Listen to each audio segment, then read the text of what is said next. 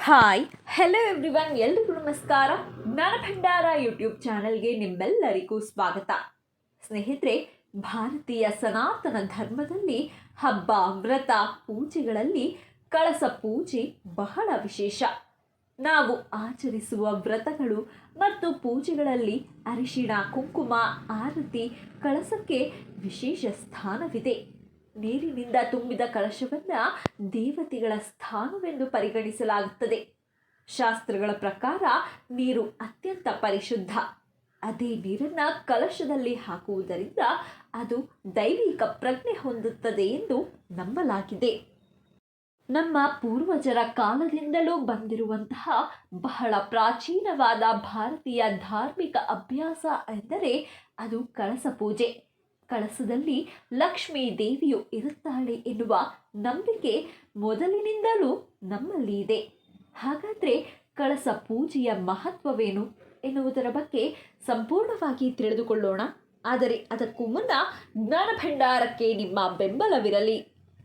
ಕಳಶ ಪೂಜೆ ಅಥವಾ ಘಟಸ್ಥಾಪನ ಪೂಜೆ ಸನಾತನ ಧರ್ಮದಲ್ಲಿ ಒಂದು ಪ್ರಮುಖ ಮತ್ತು ಪ್ರಾಥಮಿಕ ಆಚರಣೆಯಾಗಿದೆ. ಪ್ರತಿಯೊಬ್ಬ ಸನಾತನಿಗಳು ಅಥವಾ ಹಿಂದೂಗಳು ಪ್ರತಿ ಹಬ್ಬ, ಧಾರ್ಮಿಕ ಸಂದರ್ಭಗಳಲ್ಲಿ ಮತ್ತು ವಿಧಿಗಳಲ್ಲಿ ಕಳಸ ಅಥವಾ ಘಟವನ್ನು ಪೂಜಿಸುತ್ತಾರೆ. ಘಟಸ್ಥಾಪನವನ್ನು ಸಂತೋಷದ ಹಬ್ಬಗಳನ್ನು ಆಚರಿಸುವುದು, ದುಃಖದಲ್ಲಿ ಆಚರಣೆಗಳು ಮತ್ತು ಸಾಮಾಜಿಕ ಚಟುವಟಿಕೆಯನ್ನು ಪ್ರಾರಂಭಿಸುವುದು ಎರಡರಲ್ಲೂ ಮಾಡಲಾಗುತ್ತದೆ.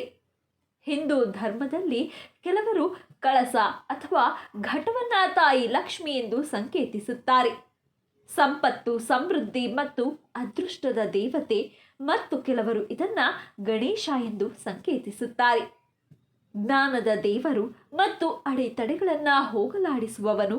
ಯಾವುದೇ ಉದಾತ್ತ ಕೆಲಸ ಅಥವಾ ಉತ್ಸವದ ಆರಂಭದಲ್ಲಿ ಕಳಸ ಪೂಜೆ ಇಲ್ಲದೆ ಅಪೂರ್ಣವಾಗಿ ಉಳಿಯುತ್ತದೆ ಮತ್ತು ಋಣಾತ್ಮಕ ಪರಿಣಾಮಗಳಿಗೆ ಕಾರಣವಾಗುತ್ತದೆ ಎಂದು ನಂಬಲಾಗಿದೆ. ಕಳಸ ಪೂಜೆ ಮಾಡುವಾಗ ಬೆಳ್ಳಿ, ತಾಮ್ರ ಅಥವಾ ಚಿನ್ನದ ಪಾತ್ರೆಗಳನ್ನು ಮಾತ್ರ ಬಳಸಬೇಕು. 5 ಲೋಹಗಳಿಂದ ಮಾಡಿದ ಕಳಶವನ್ನು ಬಳಸಬಹುದು. ಕಳಸ ಪೂಜೆಗೆ ಮಾಡುವಾಗ ಕಳಸದಲ್ಲಿ ಎಳನೀರು ಅಥವಾ ಲಭ್ಯವಿರುವ ಪವಿತ್ರ ನದಿ ನೀರನ್ನು ಬಳಸುವುದು ಉತ್ತಮ. ಕಳಶದ ನೀರಿನಲ್ಲಿ ಶ್ರೀಗಂಧ, ಅರಿಶಿಣ, ಕುಂಕುಮ ಹಾಗೂ ತಾಮ್ರದ ನಾಣ್ಯಗಳು, ಪಂಚರತ್ನ, ತುಳಸಿ ದಳಗಳನ್ನು ಬಳಸಬಹುದು ಎನ್ನುತ್ತದೆ ಜ್ಯೋತಿಷ್ಯ ಶಾಸ್ತ್ರ. ಪೂರ್ಣ ಕಳಶವನ್ನು ಒಂದು ತಟ್ಟೆಯಲ್ಲಿ ಇರಿಸಿ ಅದರ ಮೇಲೆ ಭತ್ತದ ಧಾನ್ಯಗಳನ್ನು ಸಮವಾಗಿ ಹರಡಿಕೊಳ್ಳಿ. ತಟ್ಟೆಯನ್ನು ಕುರ್ಚಿಯ ಮೇಲಿಡಿ.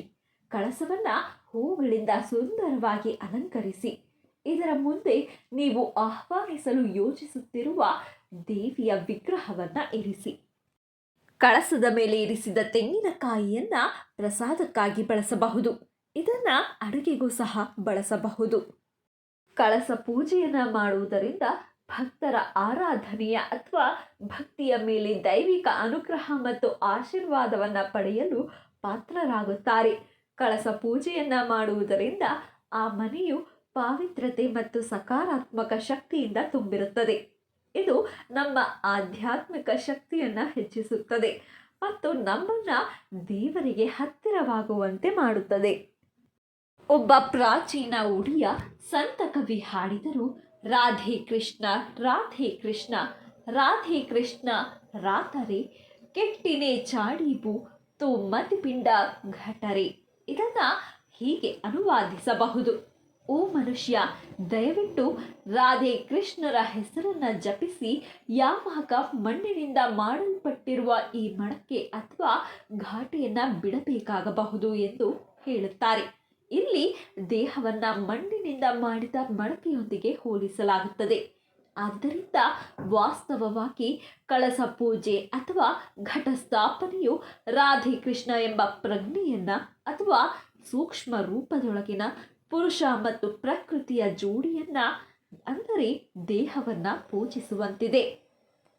ಕಳಸ ಅಥವಾ ಮಡಕೆಯನ್ನು ಮಣ್ಣು, ಹಿತ್ತಾಳೆ, ಲೋಹ ಅಥವಾ ತಾಮ್ರದ ಲೋಹದಿಂದ ಮಾಡಲಾಗಿದ್ದು ಅದು ಭೂಮಿಯ ವಸ್ತು ಅಥವಾ ಪೃಥ್ವಿ ತತ್ವವನ್ನು ಸೂಚಿಸುತ್ತದೆ. ನಮ್ಮ ದೇಹವನ್ನು ಮಣ್ಣಿನ ಮಡಕೆಯೊಂದಿಗೆ ಹೋಲಿಸಲಾಗುತ್ತದೆ, ಯಾಕಂದರೆ ಅದು ಆಹಾರದಿಂದ ತಯಾರಿಸಲ್ಪಟ್ಟಿದೆ. ಮತ್ತು ಸಸ್ಯಗಳ ಮೂಲಕ ಮಣ್ಣಿನಿಂದ ಬರುತ್ತದೆ. ಆದ್ದರಿಂದ ಕಳಸವು ನಮ್ಮ ಭೌತಿಕ ದೇಹವನ್ನು ಪ್ರತಿನಿಧಿಸುತ್ತದೆ. ನಾವು ಮಡಕೆಯನ್ನು ನೀರಿನಿಂದ ತುಂಬಿಸುತ್ತೇವೆ. ಕೆಲವೊಮ್ಮೆ ಭತ್ತ, ಗೋಧಿ ಮೊದಲಾದ ಧಾನ್ಯಗಳನ್ನು ಮಡಕೆಗೆ ಸೇರಿಸುತ್ತಾರೆ.